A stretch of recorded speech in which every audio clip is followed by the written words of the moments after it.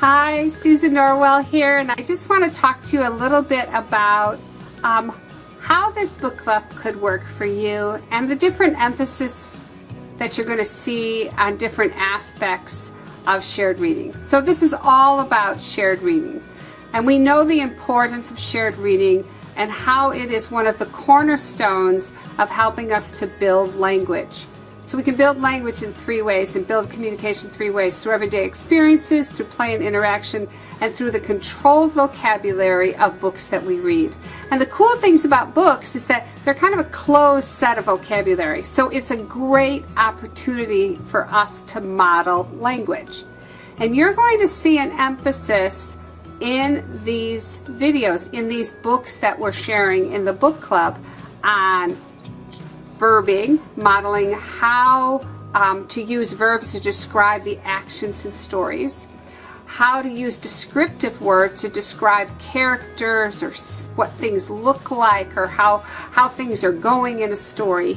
And we're also going to take a look at time concepts because they don't get modeled often enough. And they're really important. What happened before and after? What's going to happen first? Something that always happens, something that never happens. Those are really important. So that importance of shared reading, how it lends itself to modeling language. Third, to take a look at print awareness. Some of the books really lend themselves to talking about print. Emphasizing the size of the letters means that we're yelling, emphasizing that we start from the left and we go to the right, that we read from the top to the bottom, that there's a difference between print and pictures. We can describe the pictures, but we read the print.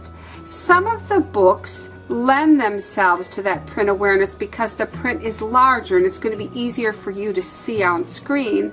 Others of the books I'm emphasizing more the feelings aspect of it or the action aspect of it because of the way that the book is written. I want to emphasize another thing, and that would be the need for repetitive reads. Not to the point of redundancy where everybody's like falling asleep. Oh no, we're reading the same book again. Which is why we're trying to put books out, fairly frequently so that people don't start falling asleep. But the repetitive reads lend themselves to something called dialogic reading.